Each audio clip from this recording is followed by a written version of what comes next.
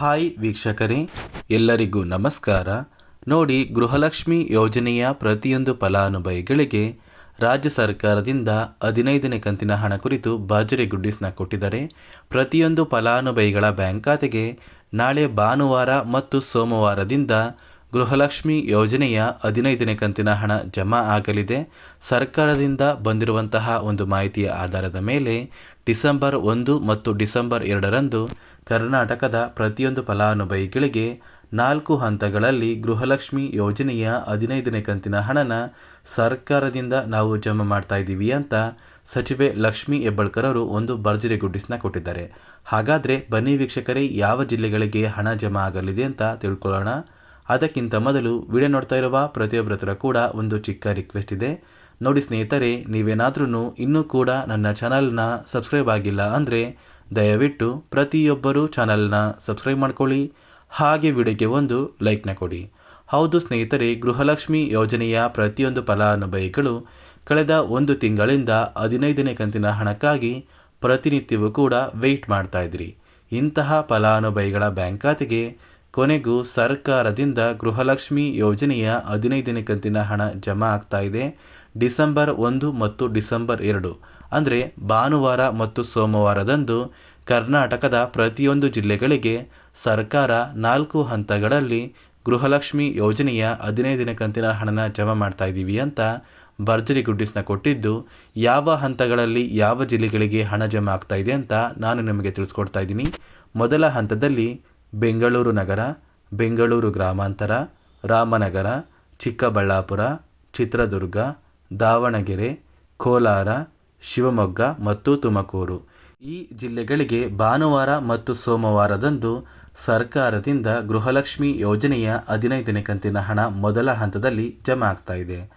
ಅದೇ ರೀತಿ ಎರಡನೆಯ ಹಂತದಲ್ಲಿ ಬಾಗಲಕೋಟೆ, ಬೆಳಗಾವಿ, ವಿಜಯಪುರ, ಧಾರವಾಡ, ಗದಗ, ಹಾವೇರಿ ಮತ್ತು ಉತ್ತರ ಕನ್ನಡ ಈ ಎರಡನೆಯ ಹಂತದಲ್ಲಿ ಈ ಜಿಲ್ಲೆಗಳಿಗೆ ಹಣ ಜಮಾ ಆಗಲಿದ್ದು, ಸರ್ಕಾರದಿಂದ 15ನೇ ಕಂತಿನ ಹಣ ಈ ಜಿಲ್ಲೆಗಳಿಗೆ ಭಾನುವಾರ ಮತ್ತು ಸೋಮವಾರ ಜಮಾ ಆಗಲಿದೆ.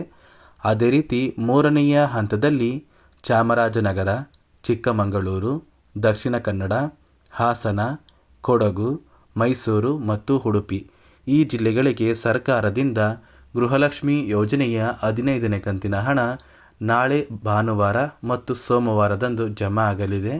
ಅದೇ ರೀತಿ ನಾಲ್ಕನೆಯ ಹಂತದಲ್ಲಿ ಬಳ್ಳಾರಿ, ಬೀದರ್, ಕಲಬುರಗಿ, ಕೊಪ್ಪಳ, ರಾಯಚೂರು, ಯಾದಗಿರಿ ಮತ್ತು ವಿಜಯನಗರ ಈ ಜಿಲ್ಲೆಗಳಿಗೆ ಕೊನೆಯ ಮತ್ತು 4ನೆಯ ಹಂತದಲ್ಲಿ ಗೃಹಲಕ್ಷ್ಮಿ ಯೋಜನೆಯ 15ನೇ ಕಂತಿನ ಹಣ ಜಮಾ ಆಗ್ತಾ ಇದೆ.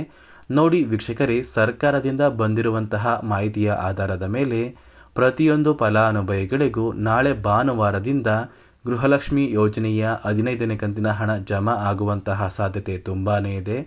ಭಾನುವಾರ ಬ್ಯಾಂಕ್ ರಜೆ ಇದ್ದರೂ ಕೂಡ ನಿಮ್ಮ ಬ್ಯಾಂಕ್ ಖಾತೆಗೆ ಹಣ ಹೇಗೆ ಬರುತ್ತೆ ಅಂತ ನೀವು ಕೇಳ್ಬೋದು.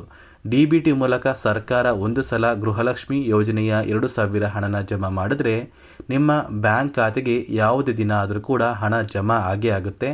ಅದೇ ಒಂದು ಕಾರಣಕ್ಕೆ ಭಾನುವಾರ ಮತ್ತು ಸೋಮವಾರ ಗೃಹಲಕ್ಷ್ಮಿ ಯೋಜನೆಯ 15ನೇ ಕಂತಿನ ಹಣ ಪ್ರತಿಯೊಂದು ಫಲಾನುಭವಿಗಳ ಬ್ಯಾಂಕ್ ಖಾತೆಗೆ ಜಮಾ ಆಗ್ತಾ ಇದೆ. ಯಾರೆಲ್ಲ ಫಲಾನುಭವಿಗಳು ಸರ್ಕಾರದಿಂದ ಇಲ್ಲಿಯವರೆಗೂ ಗೃಹಲಕ್ಷ್ಮಿ ಯೋಜನೆಯ ಒಟ್ಟು 14 ಕಂತಿನ ಹಣನ ಪಡ್ಕೊಂಡಿದ್ದೀರಾ, ಇಂತಹ ಫಲಾನುಭವಿಗಳ ಬ್ಯಾಂಕ್ ಖಾತೆಗೆ ಸರ್ಕಾರ ಕೊನೆಗೂ 15ನೇ ಕಂತಿನ ಹಣನ ಜಮಾ ಮಾಡ್ತಾ ಇದೆ. ನಿಮ್ಮ ಬ್ಯಾಂಕ್ ಖಾತೆಗೆ 15ನೇ ಕಂತಿನ ಹಣ ಖಂಡಿತವಾಗಿಯೂ ಜಮಾ ಆಗೇ ಆಗುತ್ತೆ ಅಂತ ಸಚಿವೆ ಲಕ್ಷ್ಮಿ ಹೆಬ್ಬಾಳ್ಕರ್ ಅವರು ಒಂದು ಭರವಸೆನ ಕೊಟ್ಟಿದ್ದಾರೆ.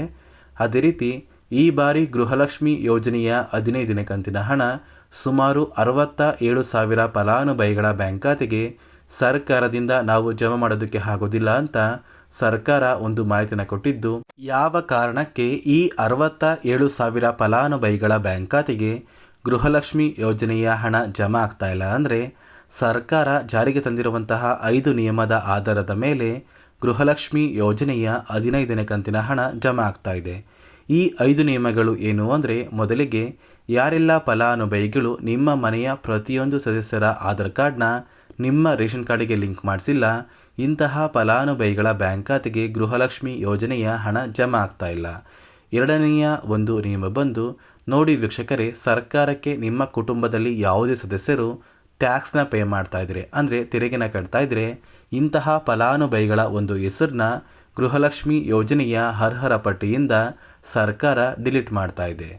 ಅದೇ ರೀತಿ ಮೂರನೆಯ ಒಂದು ನಿಯಮ ಬಂದು ನೋಡಿ ವೀಕ್ಷಕರೇ, ಯಾರೆಲ್ಲ ಪ್ರತಿಯೊಂದು ಫಲಾನುಭವಿಗಳು ಮತ್ತು ನಿಮ್ಮ ಕುಟುಂಬದ ಪ್ರತಿಯೊಂದು ಸದಸ್ಯರು ಸರ್ಕಾರಿ ನೌಕರರಾಗಿ ಕಾರ್ಯನಿರ್ವಹಿಸ್ತಾ ಇರ್ತಾರೆ, ಇಂತಹ ಕುಟುಂಬದ ಫಲಾನುಭವಿಗಳಿಗೆ ಸರ್ಕಾರ ಗೃಹಲಕ್ಷ್ಮಿ ಯೋಜನೆಯ ಹಣನ ಜಮಾ ಮಾಡ್ತಾ ಇಲ್ಲ.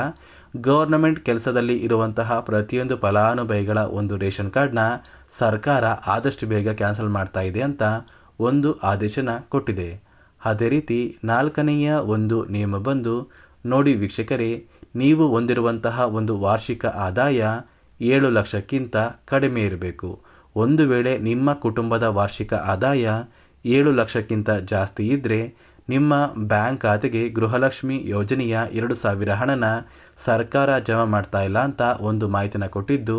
ಐದನೆಯ ಒಂದು ನಿಯಮ ಬಂದು ನಿಮ್ಮ ಕುಟುಂಬದಲ್ಲಿ ಇರುವಂತಹ ಒಟ್ಟು ಆಸ್ತಿ ಅಂದರೆ ನೀವು ಹೊಂದಿರುವಂತಹ ಒಂದು ಜಮೀನು 10 ಎಕರೆಗಿಂತ ಕಡಿಮೆ ಇರಬೇಕು.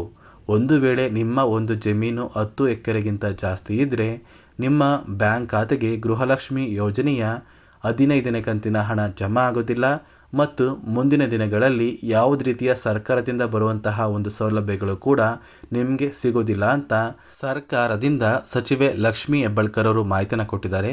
ನೋಡಿ ವೀಕ್ಷಕರೇ, ಗೃಹಲಕ್ಷ್ಮಿ ಯೋಜನೆಯ 15ನೇ ಕಂತಿನ ಹಣ ಈ ಒಂದು ನಿಯಮದ ಆಧಾರದ ಮೇಲೆ ಪ್ರತಿಯೊಂದು ಫಲಾನುಭವಿಗಳ ಬ್ಯಾಂಕ್ ಖಾತೆಗೆ ಜಮಾ ಆಗ್ತಾ ಇದೆ. ಇದರ ಜೊತೆ ಪೆಂಡಿಂಗ್ ಇರುವಂತಹ ಹಣ ಕೂಡ ನಿಮ್ಮ ಬ್ಯಾಂಕ್ ಖಾತೆಗೆ ಬರಬೇಕು. ಅಂದರೆ ಈ 5 ನಿಯಮಗಳನ್ನ ನೀವು ಫಾಲೋ ಮಾಡಿದರೆ ಮಾತ್ರ ನಿಮ್ಮ ಬ್ಯಾಂಕ್ ಖಾತೆಗೆ ಗೃಹಲಕ್ಷ್ಮಿ ಯೋಜನೆಯ ಪೆಂಡಿಂಗ್ ಹಣ ಜಮಾ ಆಗುತ್ತೆ. ಒಂದು ವೇಳೆ ನಿಮ್ಮ ದಾಖಲೆಗಳು ಎಲ್ಲ ಸಹ ಸರಿ ಇದ್ದು ಗೃಹಲಕ್ಷ್ಮಿ ಯೋಜನೆಯ ಹಣ ಜಮಾ ಆಗಿಲ್ಲ ಅಂದರೆ ಆದಷ್ಟು ಬೇಗ ನಿಮ್ಮ ಊರಿಗೆ ಹತ್ತಿರವಿರುವ ಮಹಿಳಾ ಮತ್ತು ಮಕ್ಕಳ ಅಭಿವೃದ್ಧಿ ಇಲಾಖೆಗೆ ಭೇಟಿ ನೀಡಿ ಗೃಹಲಕ್ಷ್ಮಿ ಯೋಜನೆಯ ಪೆಂಡಿಂಗ್ ಹಣ ಪಡ್ಕೊಳ್ಳಿ ಅಂತ ಹೇಳ್ತಾ, ನಾಳೆ ಭಾನುವಾರ ಮತ್ತು ಸೋಮವಾರ ಗೃಹಲಕ್ಷ್ಮಿ ಯೋಜನೆಯ 15ನೇ ಕಂತಿನ ಹಣ ಪ್ರತಿಯೊಂದು ಫಲಾನುಭವಿಗಳಿಗೆ 4 ಹಂತಗಳಲ್ಲಿ ಜಮಾ ಆಗ್ತಾ ಇದೆ. ಇದಿಷ್ಟು ಗೃಹಲಕ್ಷ್ಮಿ ಯೋಜನೆ ಕುರಿತು ಸರ್ಕಾರದಿಂದ ಬಂದಿರುವಂತಹ ಹೊಸ ಮಾಹಿತಿಯಾಗಿದೆ. ದಯವಿಟ್ಟು ಪ್ರತಿಯೊಬ್ಬರೂ ನನ್ನ ಚಾನಲ್ನ ಸಬ್ಸ್ಕ್ರೈಬ್ ಮಾಡ್ಕೊಳ್ಳಿ, ಹಾಗೆ ವಿಡಿಯೋಗೆ ಒಂದು ಲೈಕ್ನ ಕೊಡಿ.